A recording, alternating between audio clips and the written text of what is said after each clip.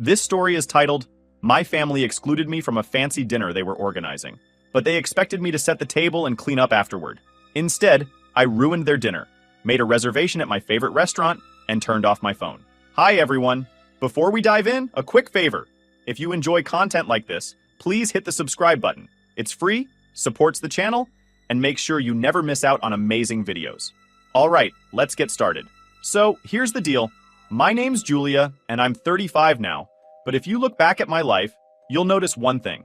I've always been the family's unpaid assistant. No, scratch that.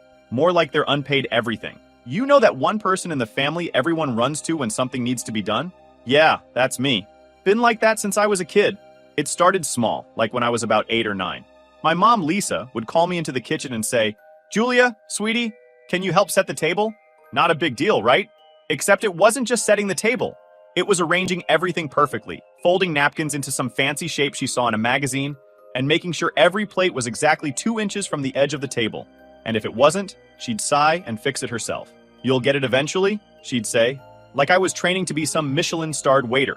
Then there was my older brother, Luke. He's 3 years older than me and somehow managed to avoid being roped into anything remotely resembling responsibility. When he was 15 and I was 12, he had a science fair project to do. Instead of working on it himself, guess who got stuck building a volcano out of papier-mâché at the kitchen table? Mr. and Luke had the nerve to complain that the lava didn't flow cool enough during his presentation. Mom just smiled and said, "At least you helped him get it done." By the time I hit high school, it was just understood that Julia would handle anything remotely stressful. My little sister Rachel was born when I was 14, and from then on, my life turned into a never-ending list of, Can you just watch Rachel while I run to the store? Can you just help Luke write his college essays? Can you just organize the family reunion?" I barely had time to focus on my own stuff because someone always needed something, and it wasn't like they ever thanked me. I don't even think they realized how much I was doing. It was like, in their minds, I was some kind of magic elf who made everything happen without breaking a sweat. But I noticed how Luke got praised for the smallest thing, like mowing the lawn once a month, while I was busting my butt to keep the house running. And Rachel? She was the golden child. She could do no wrong. If she spilled juice on the carpet, it was, "Oh, Rachel, you're so silly." But if I forgot to unload the dishwasher, it was, "Julia, why can't you just be more responsible?" One summer, when I was 17, my mom decided to throw a barbecue for the whole neighborhood. I didn't even get asked if I wanted to help. She just handed me a list of things to do.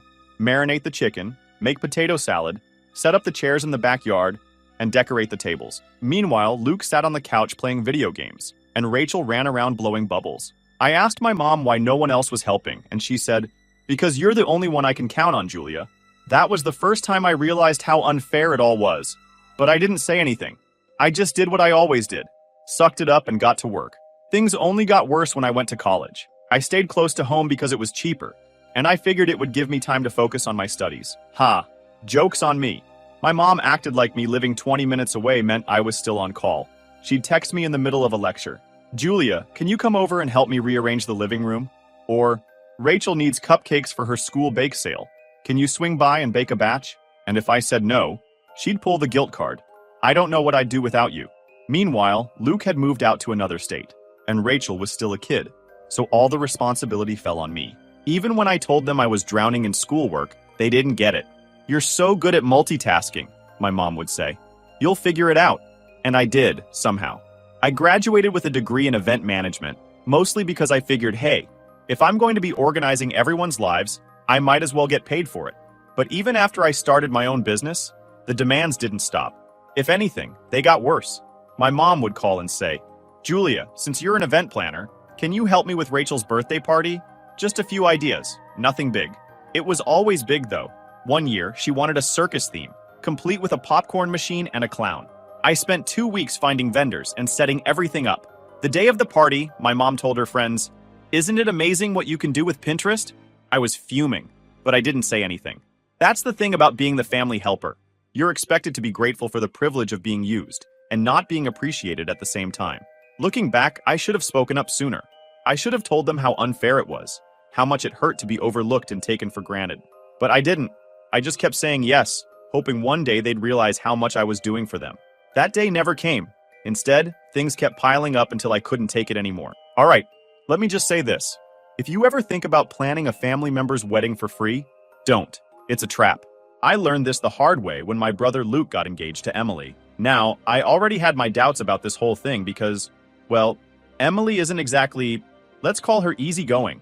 She's the type of person who'll send back her latte if the foam doesn't have the right consistency. Yeah, she's one of those people. When they announced their engagement, I knew my life was about to get stressful. Sure enough, the day after the big announcement, my mom called me. Julia, you're going to plan Luke and Emily's wedding, right? I hesitated because, by this point, I'd already decided that my time was worth something. My business wasn't huge yet, but I had clients and deadlines, and I couldn't just drop everything for Luke. So I said, Mom, I don't think I can do it for free. This is my job now. She gasped like I just insulted the family honor. Julia, you're his sister. You can't charge family. I caved, of course. I always caved. I told myself I'd just help a little, like giving advice or recommending vendors. But that's not how my family works. The next day, Emily called me with a list. Not a, hey Julia, could you maybe list number. It was a full-blown to-do list. Okay, so I need you to find a venue that can accommodate at least 200 people, she started. And it has to have a view, like a really nice view. Oh, and it can't cost more than $5,000 because Luke and I are trying to be budget conscious. I wanted to scream. A venue for 200 people with a really nice view for $5,000? Was she serious? I don't know what fantasy land she lived in, but in the real world, that's impossible. Still, I nodded along and said I'd look into it. That was just the beginning. Over the next 6 months, I became their personal assistant, therapist, and punching bag. Emily couldn't make up her mind about anything. One week she wanted a garden wedding. The next, she was all about a rustic barn theme. Luke, of course, didn't care about any of it. Whatever Emily wants, he'd say, shrugging. By the time we hit month 3, I was juggling so many tasks that I actually had to turn down paying clients. I didn't even get so much as a thank you. Luke would text me at random hours with stuff like, hey, can you find someone to do custom invitations? Emily doesn't like the ones we saw at the store. One day, Emily sent me a message saying, I need you to hand make 200 invitations. The ones online are too expensive. And you're crafty, right? Crafty? I run a business, not an Etsy shop. You'd think they'd appreciate the effort, right? Nope. Emily called me after she got the finished invitations and said, they're fine, but I was kind of hoping for more gold accents. I hung up on her. Then came the seating chart. Oh, the seating chart. Emily wanted everyone placed according to some complicated hierarchy. Apparently, her college roommate deserved to sit closer to the bride than our aunt, who literally helped raise Luke. I spent hours rearranging names on that chart only for Emily to change it all again the night before the wedding. Sorry, Julia, she said with a fake laugh. I know this is a lot, but I just want it to be perfect. By the time the wedding day rolled around, I was exhausted. I'd been working nonstop for weeks to make sure everything went smoothly. The morning of the wedding, I got up at 5 a.m. to supervise the setup at the venue. I coordinated with the florist, the caterer, and the DJ. I even ran home to grab extra tablecloths because the ones they ordered were too short. And where were Luke and Emily during all this? At the salon, getting massages and drinking overpriced smoothies. When the ceremony finally started, I was so tired I could barely stand. But I stayed because I wanted to see my work come together. And I'll admit, it looked amazing. The venue was gorgeous. The flowers were stunning, and the whole thing had this dreamy, romantic vibe. For about 10 minutes, I felt proud of myself. Then, Luke gave his speech. He stood up and thanked everyone. Emily's parents got a shout-out for funding the vision. His groomsmen got a nod for keeping him sane. Even the DJ got a quick mention. And me? The person who had literally spent 6 months making this wedding happen? Nothing. Not a single word. I sat there, stunned. I thought maybe he'd thank me later, like in private, but no. When I saw him after the speeches, he just grinned and said, "Great job, Jules." Everyone loved it. That's when it hit me. They didn't see me as a person. To them, I was just a tool, a free service, someone to use and discard when they didn't need me anymore. At the end of the night, I stayed behind to clean up because, of course, no one else thought to do it. As I was stacking chairs, Emily walked by and said, "You missed a spot on the dessert table." I didn't even respond. I just dropped the stack of chairs and walked out. The next day, my mom called me, all cheerful. "Wasn't it a beautiful wedding?" "It was fine," I said, keeping my tone neutral. "Well, we couldn't have done it without you," she added. I wanted to scream. "We couldn't have done it without you?" "No, Mom, I did it. You all just showed up and took credit." But instead of saying that, I mumbled something about being busy and hung up. That's when I decided, never again. No more free labor. No more bending over backward for people who don't even see me. If they wanted my help in the future, they could pay me like everyone else, or figure it out on their own. Luke and Emily never even sent me a thank you card, but honestly, I didn't expect one. At that point, I knew exactly how much they valued me, which is to say, not at all. Looking back, that wedding was a turning point for me. It wasn't just about the work or the lack of gratitude. It was about realizing that I'd spent my whole life putting everyone else first. And for what? A pat on the back? A half-hearted good job? Number I deserved better. And I was finally ready to do something about it. But for them, nothing's changed. They continued being entitled people with huge expectations and zero appreciation. By the time Rachel started college, I thought I'd learned my lesson about helping my family for free. After the disaster that was Luke's wedding, I'd told myself I was done being their unpaid labor. But Rachel? She had a way of pulling me back in, mostly because she was the baby of the family. And for some reason, that made me feel like I owed her something. Rachel was 18, going to some small liberal arts school a couple of hours away. She'd call me every once in a while, usually when she needed something. It was never a casual, hey, how's life, and call. It was always, hey, Julia, can you do me a favor? One time she asked me to edit her essay at midnight because it was due at 8 a.m. the next day. I told her no, and she hit me with, wow, so much for being a supportive sister. But the real drama started during her sophomore year. She called me one afternoon, her voice all chipper. That should have been my first warning sign. Julia? Guess what? I sighed. What? My sorority's spring gala is coming up, and I'm in charge of planning it. Oh, that's nice, I said, already feeling the setup. Yeah, and I was thinking, you're so good at this kind of stuff. Could you, help me? Just a little? Rachel, I said, trying to keep my voice calm. I can't. I'm really busy with work right now. But you're an event planner. This is like your thing. Exactly, I said. It's my job. I don't have time to do this for free. Her tone changed immediately. Wow. So you're really not going to help me? After everything I've done for you? I laughed out loud. What have you ever done for me, Rachel? I don't know. Been your sister? I hung up on her. For a couple of weeks, I thought that was the end of it. I figured Rachel would find someone else to help or, I don't know, actually do the work herself. But no. She called me again a month later, this time sounding frantic. Julia, I'm freaking out, she said, barely pausing to breathe. The gala is in 2 weeks, and nothing is done. The venue fell through, the caterer backed out, and I have no idea how to fix this. That sucks, I said, trying not to sound too smug. Please, Julia, I'm begging you. Just give me some advice. I don't know what to do. I should have said no. I should have let her deal with the consequences of her own lack of planning. But part of me felt bad for her. So I gave her some tips. Basic stuff like how to find a last-minute venue and what kind of food works best for a big group. Thank you, thank you, thank you, she gushed. You're a lifesaver. But of course, that wasn't enough. 2 days later, she texted me asking if I could design the invitations. It's just a simple layout, she said. Like that made it any less time-consuming. When I told her I couldn't, she whined about how no one else understands my vision like you do. By the time the gala rolled around, I was getting hourly updates from Rachel about how everything was falling apart. The tablecloths didn't match the napkins, the flowers were the wrong shade of pink, the DJ was late. I tried to stay out of it, but then she called me in tears the night before the event. Julia, I don't know what to do. Everyone's going to think I'm a failure. I took a deep breath. Rachel, you waited until the last minute to plan this. What did you expect? I just thought it would be easier, she sniffled. Maybe next time don't volunteer for something you're not ready to handle, I said. She didn't reply, just hung up on me. The next day I saw photos from the gala on Instagram. It was rough. The decorations looked thrown together, the food was served in disposable trays, and the lighting was straight out of a middle school dance. The caption on Rachel's post said something like, "Not perfect, but we made it happen." I thought that was the end of it, but then she called me again, a week later. Julia, you ruined my gala. I blinked. What? If you had helped me, it would have been amazing, she said. But you were too selfish to care. I couldn't believe what I was hearing. Rachel, I didn't ruin anything. You ruined it by not planning ahead. You're supposed to have my back, she said, her voice shaking. I snapped. Rachel, I've had your back your whole life. I've done more for you than anyone else in this family, and I've never asked for anything in return. But guess what? I'm done. You're an adult now. Figure it out yourself. And then I hung up, without waiting for her to respond. For months, Rachel barely spoke to me.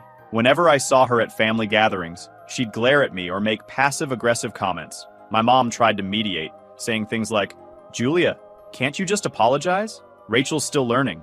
Learning what? I shot back. How to dump her responsibilities on other people.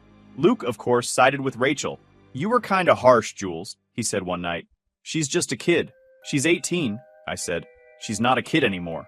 It was exhausting. No matter how much I explained myself, my family just didn't get it. To them, I was the bad guy for not swooping in to save the day like I always did. But I didn't care. For the first time, I was standing up for myself, and it felt good. Over time, Rachel stopped blaming me, at least publicly. She still made snide comments every now and then, but I could tell she was embarrassed. Her sorority sisters hadn't been impressed with the gala, and she'd been voted out of her event coordinator role. Part of me felt bad for her, but mostly I was relieved. Maybe now she'd think twice before taking on responsibilities she couldn't handle. At this point, I'd like to think I was finally done with my family's entitled nonsense. I'd been burned enough times to know better. But then the last straw came with the dinner party. This was the moment when I realized my family wasn't just clueless. They were downright audacious. It started with a phone call from my mom. I was at home finishing up a client proposal when her name popped up on my screen. I considered ignoring it, but I ended up answering. Big mistake. "Julia!" she chirped as soon as I answered. "You'll come early on Saturday to set the table, right?" I frowned, holding the phone between my ear and shoulder. "What's happening Saturday?" "The dinner party for Luke's promotion," she said, like I should have known. I blinked. "I wasn't invited." "Well, of course not," she replied. Her tone so casual it made my blood boil. "It's mostly Luke's colleagues and their spouses. You wouldn't really fit in." Wow. Just wow. "So let me get this straight," I said, my voice tight. "I'm not invited to the dinner, but you still want me to come early and set up?" "Exactly," she said, as though this was a perfectly reasonable request. "You're so good at these things, Julia. You've always had an eye for detail." I was speechless. For years, I'd put up with their nonsense, but this was a new low. I wasn't good enough to be a guest, but I was good enough to do the grunt work. My mom took my silence as agreement. "Great," she said. "We'll need you here by 4 o'clock. Don't forget to bring extra napkins. We might run out." I hung up without saying goodbye. For the rest of the week, I stewed. I knew I should have said no right then and there, but old habits die hard.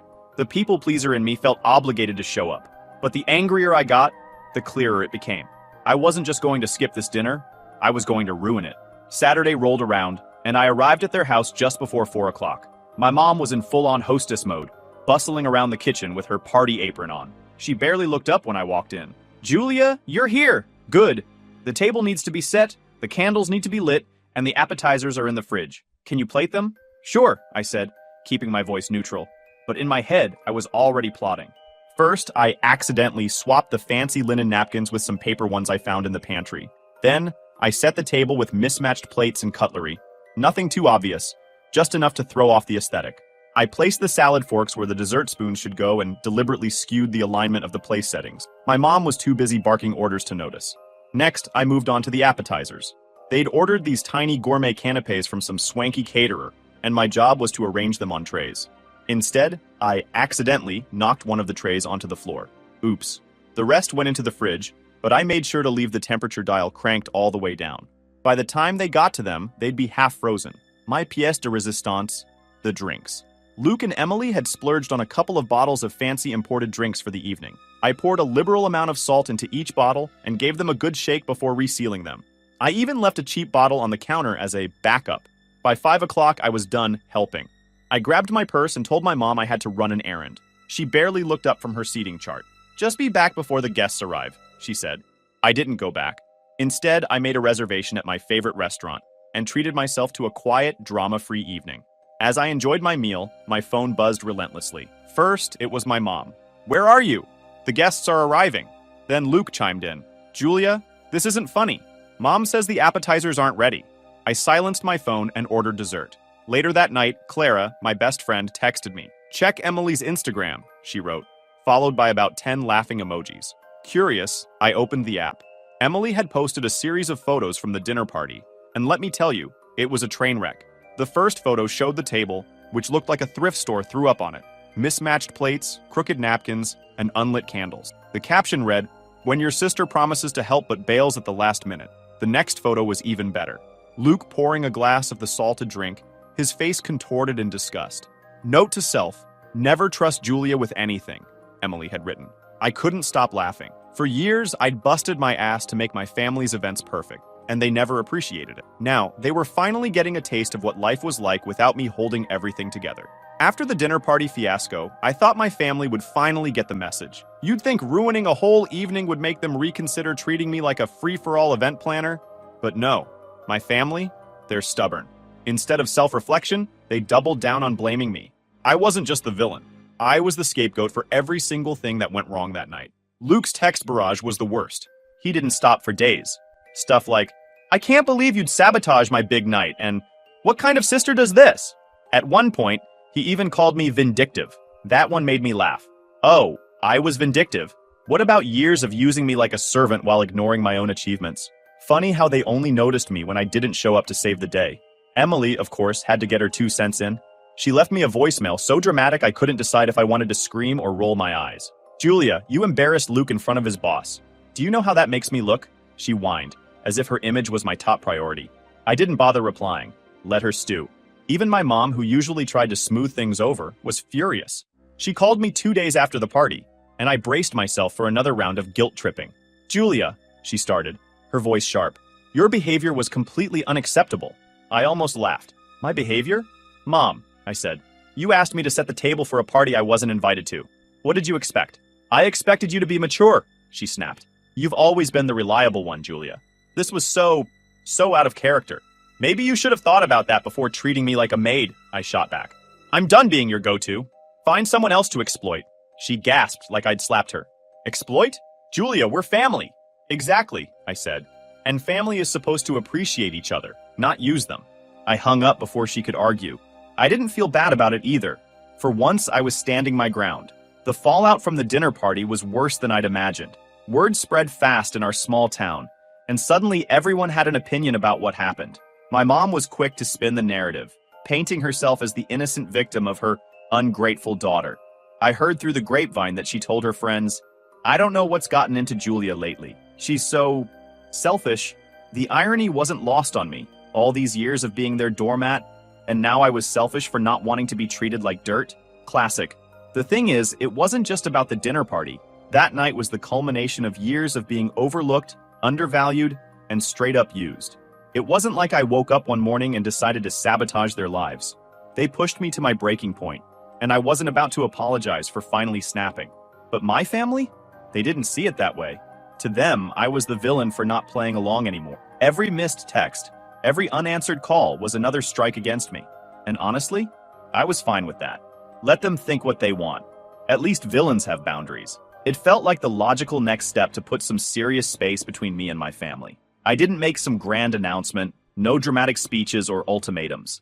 I just stopped. Stopped answering their calls, stopped showing up for birthdays or holidays, stopped giving any part of myself to people who didn't deserve it. At first, I thought they might fight for me, try to reach out and make things right. But if I've learned one thing about my family, it's that their pride always outweighs their capacity for self-reflection. Instead of admitting they were wrong, or even acknowledging my absence, they doubled down on their usual tactics, bad-mouthing me behind my back. It started with Rachel. Of course it did. She was the family's golden girl, and she had no problem playing the victim in my absence.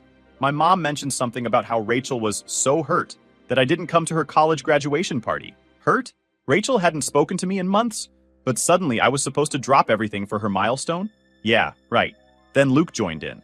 I heard from Clara, who's still friends with some of our mutuals from back home, that he'd been going around telling people I was difficult and selfish. That one really pissed me off. This was coming from the guy who couldn't organize a barbecue without leaning on me. But now I was the problem, and my mom, she was the worst. She called up every relative who would listen, spinning some sob story about how I'd abandoned the family. Never mind that I'd spent years sacrificing my time, energy, and sanity for them.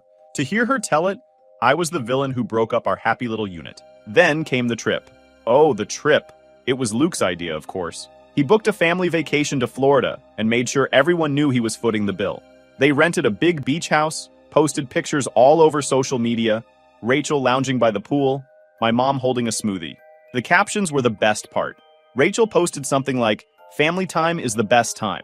My mom shared a picture of the sunset with the caption, "So grateful for my wonderful children." Even Luke got in on it, posting a picture of him and Rachel clinking glasses with the caption, "Couldn't ask for a better family."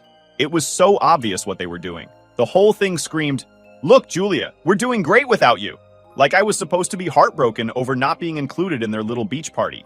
I saw the post while scrolling through Instagram one evening, and instead of feeling hurt, I just laughed. If they wanted to spend thousands of dollars proving they didn't need me, that was on them.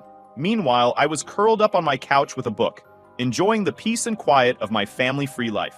Weeks turned into months, and I didn't hear a word from them. No calls, no texts, nothing. Part of me wondered if they even noticed I was gone. But the longer the silence stretched, the more I realized how freeing it was. Without their constant demands, I had so much more time and energy for myself. I started saying yes to things I'd always put off, taking on new clients, signing up for yoga classes, even planning a solo trip to Italy. Then, out of nowhere, I got a text from Rachel. "Hey Julia, hope you're doing okay. I miss you." I stared at the message for a long time, debating whether to reply. It seemed too casual, too convenient. After all the crap she'd pulled, why now? "Hi Rachel, I'm fine. What's up?" Her reply came almost immediately. "Mom's 60th birthday is coming up, and we're throwing her a surprise party. I was hoping you could help plan it." I put my phone down and laughed. Not a polite chuckle, but an actual full-on laugh. Of course, she wasn't reaching out because she missed me. She wanted something. "I can't," I replied. "I'm too busy." Her response came quickly. "Seriously, Julia? This is Mom's big day. You can't just put your pride aside for one night?" "It's not pride," I wrote back. "It's boundaries. Good luck with the party." She didn't reply after that. The party came and went without me. I felt nothing. No guilt, no sadness, no longing to be there. If anything, I felt relieved. A few weeks later, Rachel texted me again. "We missed you at the party. Hope you're okay." I didn't respond. It had been almost a year since I cut ties with my family, and life had never felt more peaceful. For the first time, I was living for myself. No more guilt, no more obligations, and definitely no more being used as their personal errand girl. It wasn't always easy. There were moments when I missed the idea of family, but then I'd remind myself, it wasn't the family I had. My family wasn't kind or supportive. They were users, and I'd finally stopped letting them use me. I was in the middle of planning a high-profile corporate gala when the call came.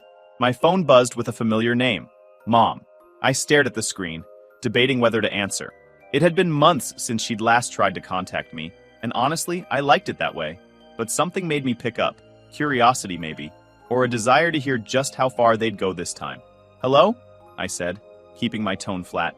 "Julia," my mom said, her voice softer than I'd ever heard it. "How are you, honey?" I blinked. That was new. "I'm fine. What's going on?" There was a pause, and then she sighed. "We've been talking, me, Luke, Rachel, and we realized we owe you an apology." "An apology?" I almost laughed. Where was this energy a year ago? "Oh," I said, keeping my voice neutral. "We were wrong to take you for granted," she continued. "You've done so much for this family, and we didn't appreciate it the way we should have." I leaned back in my chair, letting her words sink in. It was what I'd wanted to hear for years. But now that it was happening, it felt hollow. "Why now?" I asked. "What changed?" "Well," she said, hesitating, "we've been struggling. Things haven't been the same without you." I snorted. Of course. It wasn't about me. It was about what I could do for them. "What do you want, Mom?" I asked bluntly. She hesitated again, and then it came out. "Rachel's wedding is coming up, and we really need your help. You're so talented, Julia. No one can do what you do." There it was, the real reason for the call. I couldn't help but laugh, loud and bitter. "Let me get this straight," I said. "You're only apologizing because you need me to save Rachel's wedding? That's not fair," she said quickly. "We miss you, Julia. We want to make things right." "No, you don't," I said. "You want me to fix your problems like I always did. Well, guess what? I'm not your fix-it person anymore." "Julia, please," she said, her voice trembling. "Rachel's been so upset. She really wants you there." I thought about all the times Rachel had called me selfish, ungrateful, a terrible sister. All the times she'd expected me to clean up her messes without so much as a thank you. And now she wanted me to swoop in and save her big day? "No," I said firmly. "What do you mean, no?" my mom asked, her voice rising. "I mean, no," I said. "I'm not helping with the wedding. I'm not coming to the wedding. And I'm not letting you guilt me into going back to the way things were." Julia," she started, but I cut her off. "You don't get it, Mom," I said, my voice sharp. "You've spent years treating me like I'm only good for what I can do for you. And now that I've stepped away, you're finally realizing what you lost? But it's too late. I'm done." There was a long silence. When she finally spoke, her voice was small. We're trying, Julia. Isn't that worth something? Not when it's only because you need something from me, I said. You're not sorry for how you treated me. You're sorry because it's inconvenient for you now that I'm gone. Julia, please, she said again. But there was a desperation in her voice now. No, I said one last time. I'm done. And then I hung up. For the first time in years, I felt free. Truly, completely free. The weight of their expectations, their demands, their endless neediness, it was gone. I'd slammed the door shut, and this time I wasn't opening it again. Rachel's wedding went ahead without me, of course. I heard through the grapevine that it was a disaster. Last-minute venue issues, a no-show caterer, and a seating chart mix-up that had people sitting in the wrong spots all night.